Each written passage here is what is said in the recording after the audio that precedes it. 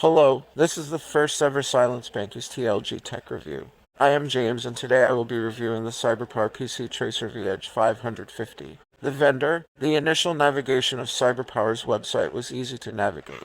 Adding what you wanted in it was easy, and I find very affordable compared to other vendors. The quality of work and availability will be the same regardless where you go, as it is American-based currency, and I live in Canada. It is one of the few of the dozens of sites I reviewed carefully before making the purchase, and I had no issues with the excellent customer service given from time of purchase up to the shipping stage. Keep in mind this is a laptop, not a desktop. It may not boast as much power a desktop can, but honestly my initial impressions of such so far go on par with a desktop. The arrival and unboxing. In the box, impressions are minimalist. How it was packaged was fairly well put together with plastic airbags that resembled Freebies. Better quality than you would get from Amazon. It came with an added optional RipSaw HD game capture card, and a SRock H2R2 in 1N300 travel router, Rico tool-free USB 3.0 2.5 inches external hard drive enclosure, Anchor 4-port USB 3.0 ultra slim data hub.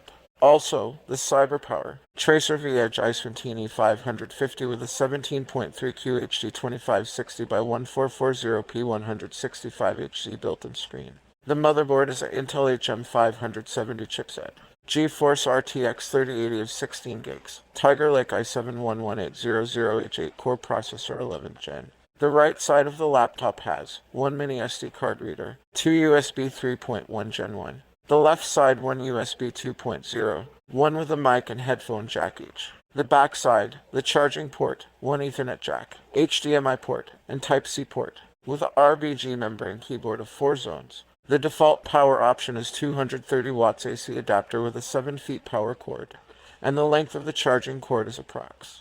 4 feet. I use a laptop table or a new version of a TV tray that you can fold and put away. So, the brick sits on the tray and I can move it without any issues, with added options of killer Wi-Fi 6IX1650 dual band, 32GB DDR4 memory at 2666 MHz, which is G.Skill RIP JAWS V, upgraded to M.2.8 SSD XPG 2TB and upgraded to Windows 10 Pro with a USB recovery in case anything blows up. Freebies included were Intel Pick Your Game Ubisoft Gaming Bundle and 6 months GeForce Now membership. The overall price. The base price is at $1,999 of the American currency, which is $2,521 Canadian. The overall with options added cost $3,404 Canadian or $26.99 American. I did have to pay taxes and broker fees, which was $484, which makes it a $3,908 laptop. The only upgrade I did was add my own 2TB XPG M.2.8 SSD. And the 2.5 inches enclosure I got, I had a 2.52 terabytes FireQ to SSHD. The guts. There are 2 slots for M.2.8 SSDs. If there was a way to get an angled kit where you can use 2 SSDs and Optane as an option, I would love to hear it. And if the motherboard allows higher RAM to replace previous. The copper bars and fan may be slim, but I have come across no issues so far, other than cleaning out dust, or easy repair. There is no need to really open up the laptop. The BIOS. It gives fairly detailed info on what you get out of any BIOS on the main screen. The advanced screen shows ports, NVMe controllers, Intel virtualization tech, and RGB BIOS controls for the laptop. And lastly, VMD setup menu, where it does have Intel Optane which can be enabled, but with only 2 M.2.8 SSD slots used, it's hard to use it. Security is fairly straightforward. The BIOS OS pretty straightforward and honestly, something that is not overly fancy. I will probably have no need to overclock anything and won't unlock the BIOS as I keep to it pretty simple with those kinds of settings. I grew up with Windows 95, and at times I did find myself doing the wrong thing, without a backup ISO, and had to really think out of the box how to restore things. But for the 95 times, I was around 11 and it was a learning curve. I did wear diapers when the X386 was floppy B disks on a very ancient MS-DOS. We skipped the Windows 3.1 era and went straight to 95, which changed a lot. Kids these days do not know the pains of connecting online with a phone line, hearing that iconic tone of what we all know it to be, let alone what a floppy B or a drive is. They may say save icon. The setup of Windows 10. It is super easy. Pick what options you wish, set up your account to sync. That's it. Nothing special, and it is a quick experience. The software. Now, I will say it came with no bloatware. It had bare bones. Before I get into it, there may be some conspiracy regarding some apps, and it happens. I still use them until something is an all-in-one. I will stick to what I use. Use Edge to install Chrome. Many other people do have other options. I prefer Chrome. Hands down. It's super easy to use, and the extensions make it an easier experience. I use Drive Booster 6 from the Steam store. It helps without having to navigate various portions to update drivers and needed packages for any device to run properly. Because I added the extra 2 TB XPG, it had Steam loaded with games and apps. So, I didn't have to reinstall etc. for added software to avoid desktop clutter. I would organize them in a folder to place the apps in specific categories. For the keyboard RGB, I reached out on Reddit CyberPower and I was given a link for its files to try and use what apps were there. I will say it needs organized and updated.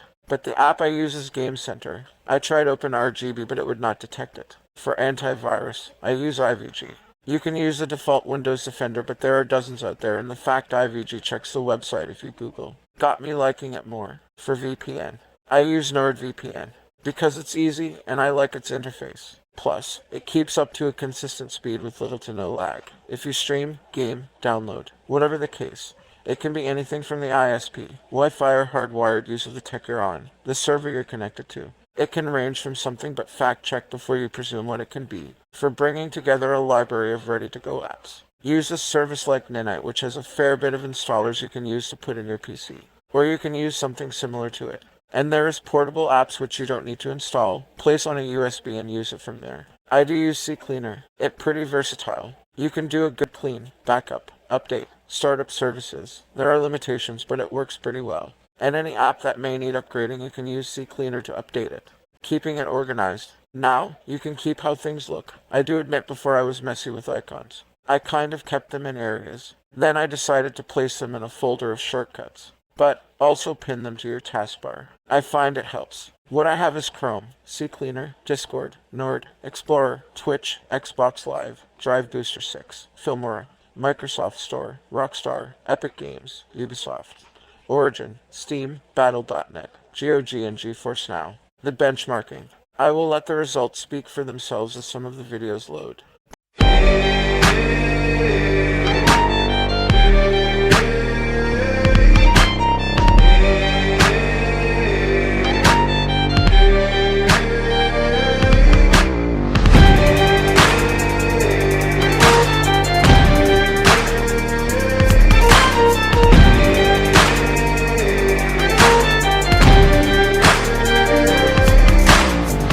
When the lights come on, burning like the sun, you can feel the heat. Whoa. When the pressures rise, building up inside, trying to break you down, but you come back stronger, ready to fight. Can't wait any longer.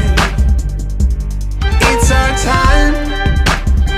It's like a force of nature. No stopping now. It's the stars to make you stronger than that. It's like a force of nature. No stopping now. It's the stars to make you stronger than that. Stronger than that.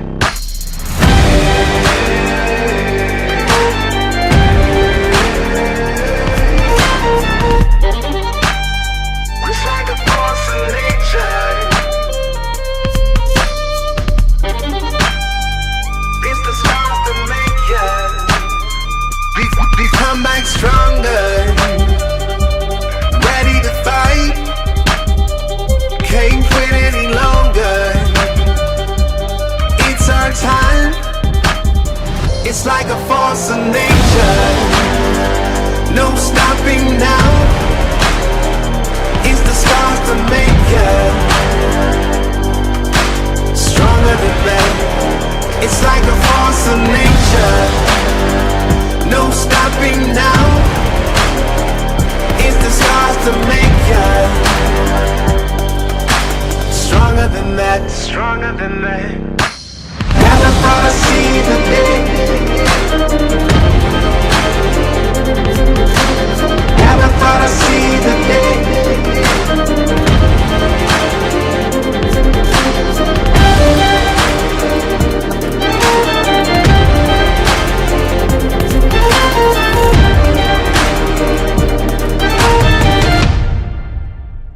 It's like a force of nature, no stopping now. It's the stars that make you stronger than that. It's like a force of nature, no stopping now. It's the stars that make you stronger than that, stronger than that.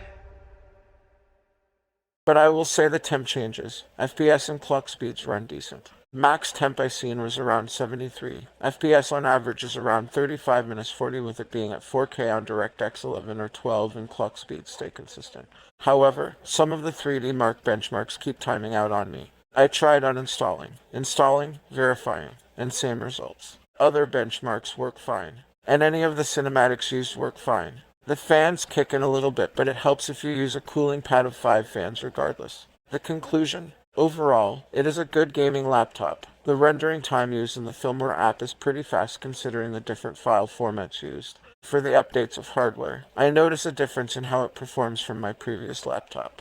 The CyberPower laptop has an up-to-date GPU with RTX, CPU, and motherboard. The only loss I am foregoing is my previous laptop had 3 SSD M.2.8 slots with adding in a 2.5 inches HDD, or SSHD, or 2.5 SSD, and the RAM could go up to 128 gigs. I could have had a few years left with it, but honestly, we all know what happens when tech advances as does software. I do like how it runs. The initial battery use was 5 hours. Now it's been worn and a little, it is at a consistent 3.5 hours of battery use. Overall, it runs smooth and gaming is fast and fluid. It is expensive but is more affordable than what else is out there. Thank you for watching this video. Please do not forget to share, subscribe, like, more content will always be coming. Have yourself a good, healthy, happy day.